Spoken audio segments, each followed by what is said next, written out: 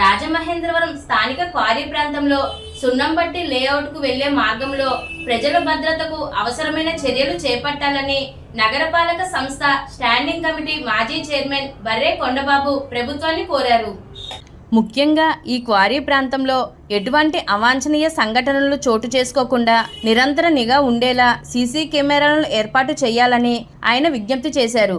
ఈ సందర్భంగా బర్రే కొండబాబు మాట్లాడుతూ క్వారీ ప్రాంతంలో సున్నంబట్టి లేఅవుట్కు వెళ్లే దారిలో ప్రమాదకరమైన ప్రదేశాలు ఉన్నాయని, అక్కడ ప్రజలు వాహనదారులు అప్రమత్తంగా వెళ్లాల్సిన పరిస్థితి ఉందని అన్నారు. ప్రజల సమస్యల పరిష్కార వేదికలో తాను చేసిన ఫిర్యాదుపై నగరపాలక సంస్థ అధికారులు స్పందించడం అభినందనీయమని అన్నారు. తన ఫిర్యాదుకు స్పందించిన నగరపాలక సంస్థ కమిషనర్ చొరవతో సున్నంబట్టి లేఅవుట్కు వెళ్లే మార్గంలో ప్రమాదపు అంచులు ఉన్న ప్రాంతంలో ఐరన్ మెస్లను ఏర్పాటు చేశారని తెలిపారు. ప్రమాదాల నివారణకు చర్యలు చేపట్టిన కమిషనర్కు ఈ సందర్భంగా బర్రే కొండబాబు కృతజ్ఞతలు తెలియజేశారు. అదేవిధంగా బొమ్మూరుకు చెందిన ఒక మహిళపై ఇద్దరు వ్యక్తులు దాడి చేసి తీవ్రంగా గాయపరిచినట్లు తెలిపారు.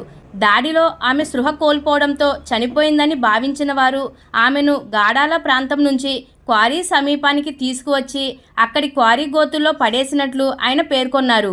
అయితే ఉదయం సమయంలో ఆమె స్పృహలోకి రావడంతో స్థానికులు గుర్తించి వెంటనే అంబులెన్స్ ద్వారా ప్రభుత్వ ఆసుపత్రికి తరలించినట్లు తెలిపారు. ప్రస్తుతం ఆమె ఆరోగ్య పరిస్థితి ఆందోళనకరంగా ఉందని ఆమె బంధువులు తెలిపినట్లు బర్రే కొండబాబు పేర్కొన్నారు. ఈ క్వారీ గోతుల మీద హైకోర్టులో 2011 నుంచి అప్పుడు రిట్ వేసాను, తర్వాత పిల్లి వేసాను. 2011 నుంచి కూడా ఈ క్వారీ గోతుల మీద పోరాటం చేయడం జరుగుతూ ఉంది. ఈ పోరాటంలో భాగంగా ఎందుకు పోరాటం చేస్తున్నామంటే క్వారీలో పడి చనిపోయినటువంటి వాళ్ళు చాలామంది ఉన్నారు. కొన్ని మిస్సింగ్ కేసులు కూడా ఉన్నాయి. ఎక్కడెక్కడి నుంచో తీసుకొచ్చి చంపేసి పాడేసినటువంటి సందర్భాలు కూడా ఉన్నాయి. ఇదే రూట్లో ఉంగరాలు చేతుకున్నాయనే దాని మీద ఒక అతన్ని మేకపోతు నరికి ఆ ఉంగరాలు పట్టుకుని వెళ్ళిపోయినటువంటి సందర్భాలు కూడా ఇదే రూట్లో ఉన్నాయి. కానీ ఈ ప్రాంతం చీకటి పడితే చాలా అగాధంగా ఉంటుంటుంది. ఈ ప్రాంతాన్ని బేస్ చేసుకొని ఎక్కడెక్కడో చనిపోయిన వాళ్ళందరూ కూడా ఇక్కడ తీసుకొచ్చి పాడేస్తూ ఉంటారు. అలాగే ఇక్కడ ఉన్న వాళ్ళు కూడా తెలియకుండా ఆ రూట్కి వెళ్ళిపోవడం జరుగుతూ ఉంటుంది. దాని మీద ఈ రూట్లో చాలా ప్రమాదకరమైనటువంటి అంశాలు నడుస్తూ ఉంటాయి. ఇటీవల కాలంలో మేము ఈ క్వారీ గోతుల్లో పడి సరిపోతున్నారు జనం, అలాగని చెప్పేసి ఎక్కడ ప్రమాదం అయితే ఉందో హైకోర్టు కూడా ఆదేశించింది. కానీ మున్సిపల్ కార్పొరేషన్ ఇప్పుడున్నటువంటి కమిషనర్ దీన్ని చాలా జాగ్రత్తగా ఆలోచించి కమిషనర్ దీన్ని ఫెన్సింగ్ వేయించడం జరిగింది. ఇక్కడ మరో చోట కూడా ఫెన్సింగ్ వేశారు. అంటే ప్రమాదాలు నివారించాలని ఉంటుంది. అందుకు కమిషనర్ గారికి వారి సిబ్బందికి కూడా నేను థ్యాంక్స్ చెప్తా ఉన్నాను. చాలా సంతోషం. మరి మా గత కమిషనర్ గారు అయితే చివరి నుంచి స్తంభాలు వేసుకుంటూ వచ్చారు. మరి ఆర్ఎంపీ వాళ్ళు అయితే రోడ్డు వేయడం జరిగింది. కానీ ఈ పోరాటాల వల్ల నడుస్తూ ఉంది. ఎన్ని పోరాటాలు చేసినప్పటికీ కూడా గడ్డం ధనలక్ష్మి అనే అమ్మాయిని నిన్న రాత్రి అర్ధరాత్రి మీద మరి తన భర్తకి ఇద్దరు పిల్లలు ఉన్నారు. ఆమెకి 24 సంవత్సరాల వయసు. ఆ ఇద్దరు పిల్లలు మరి తన ఇంకొక భర్తకు పుట్టినటువంటి వాళ్ళు వాళ్ళిద్దరిని కూడా పోషించుకుంటూ ఆ అమ్మాయి చిన్న వయసు కాబట్టి ఇంకొక అతన్ని కూడా ప్రేమించి 4 సంవత్సరాల నుంచి తనతోటే ఉంటుంది. ఉంటే మరి అతనికి ఇప్పటి వరకు బాగానే ఉన్నారు. ఏం జరిగిందో ఏంటో తెలియదు అనేది పూర్తి వివరాలు తెలియవలసినటువంటి అవసరం ఉంది.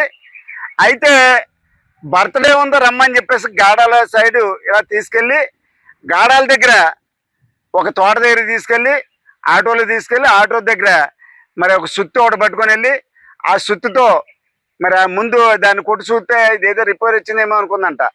కేక్ తెస్తున్నారు కంగారు పడకాలని చెప్పేసి వచ్చి రాగానే అతను ఆ సుత్తితోటి తల మీద విపరీతమైన దెబ్బలు చనిపోయి ఇంకా ఎన్ని కొట్టినా చనిపోవట్లేదేట్రా అని చెప్పేసి అనివారంట. ఆ అమ్మాయి చెప్తుంది. ఇప్పుడు అంత దూరం నుంచి ఇక్కడికి తీసుకొచ్చే ఆటోలో అర్ధరాత్రి మీద ఈ క్వారీలో కింద నీరు 200 అడుగుల లోతు నీరు, ఇక్కడ 70 అడుగుల లోతు. ఇక్కడ ఒక మనిషి పడిపోతే ఆ బండితో పాటు కింద పడిపోతే ఇక్కడ మట్టి తోలించాం. ఈ క్వారీ అయితే నరసింహరావు గారి క్వారీ, శ్రీకాకుళం నరసింహరావు గారి క్వారీ. ఈ క్వారీలో పాడేశారు. ఈ పాడేసినందువల్ల పొద్దున్న ఈ ఫెన్సింగ్ వేయటానికని వచ్చారన్నమాట. స్తంభాలు వేసింది ఇక్కడ ఎవరు పడిపోకుండా ఉండాలని చెప్పి కమిషనర్ గారికి అనేక సార్లు గ్రీవెన్స్లకు పెడితే ప్రజా సమస్యల పరిష్కార వేదికలో పెడితే వేయడం జరిగింది. దీనికి మెస్ కట్టడానికని ఇక్కడ మనుషులు వచ్చారు. మెస్ కట్టడానికి వస్తే కింద మూలుగుతా అమ్మాయి మూలుగు వినబడతా ఉంది. మూలుగుతా ఉంటే ఏంటి ఎలా మూలుగుతున్నారు, అలాగనే అంబులెన్స్ ఫోన్ చేస్తే జాగ్రత్త తీసుకొచ్చి అంబులెన్స్ని గవర్నమెంట్ ఆసుపత్రికి వేశారు. ఆ అమ్మాయి సాగు బతుకుల్లో ఇప్పుడు ఉన్నది. ఆ అమ్మాయి పరిస్థితి అయితే చాలా అధ్వానంగా ఉంది. ఒక ఆడబిడ్డనే వాళ్ళకి ఇష్టం లేకపోతే వాళ్ళ అమ్మగారింటి పంపించేయాలి, లేకపోతే వాళ్ళకి ఇష్టం లేకపోతే వదిలేసేయాలి. వాళ్ళ అమ్మగారింటి కాడ ఉన్న వాళ్ళని, ఎక్కడ బొమ్మూరులో ఉన్న వాళ్ళని తీసుకొని ఆ అమ్మాయి పుట్టినరోజు అని చెప్పేసి అంటే ఒక నమ్మకం మీద వాళ్ళ మీద ఒక భరోసా మీద వస్తే అక్కడ దూరంగా తీసుకెళ్ళి ఇక్కడే పుట్టినరోజు అని చెప్పేసి ఆ తోటలో బుర్ర శుభ్రం బద్దలు కొట్టి ఒళ్ళంతా దెబ్బలతో ఇక్కడ నుంచి కింద గిరాసిస్తే కిందనే చనిపోయింది అనుకొని వదిలేసి వెళ్ళిపోతే కింద నీటిలో వరకే వెళ్ళిపోయిందంటే కాళ్ళు అక్కడ ఉన్న తుప్పలో అడ్డం ఉన్నందువల్ల బతికింది ఆమె. ఈవేళ గవర్నమెంట్ ఆసుపత్రిలో ఉంది. కానీ ఆ అమ్మాయి చెప్పేది ఏంటంటే నాకు జరిగిన అన్యాయం మరో ఆడదానికి జరగకూడదు, ఒక ఆడబిడ్డ జరగకూడదు అని చెప్పేసి అన్నది. ఆ అమ్మాయి వయసు కూడా చిన్నది, 24 ఏళ్ళ వయసు అట. మరి అలాంటప్పుడు ఆ రకంగా వాళ్ళ కుటుంబానికి చాలా ద్రోహం జరిగింది. కాబట్టి నేను దీని మీద ఖచ్చితంగా పోరాటం చేస్తాను. ఎస్పీ గారిని కలుపుతాను, కలెక్టర్ గారిని కలుపుతాను.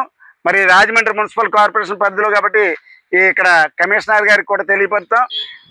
దీని మీద సీరియస్ యాక్షన్ అనేది ఉంటుందని చెప్పేసి నేను తెలియజేస్తా ఉన్నాను. అంచేత ఇప్పుడు వెంటనే ప్రజాప్రతినిధులు కూడా కలగజేసుకొని రూరల్ ఎమ్మెల్యే గారు, రాజమండ్రి ఎమ్మెల్యే గారు, ఎంపీ గారు, అలాగే మన మినిస్టర్ గారు కందులు దుర్గేష్ గారు కూడా కలగజేసుకొని ఇలాంటి అన్యాయం మరొకరు జరగకుండా చూడాలని చెప్పేసి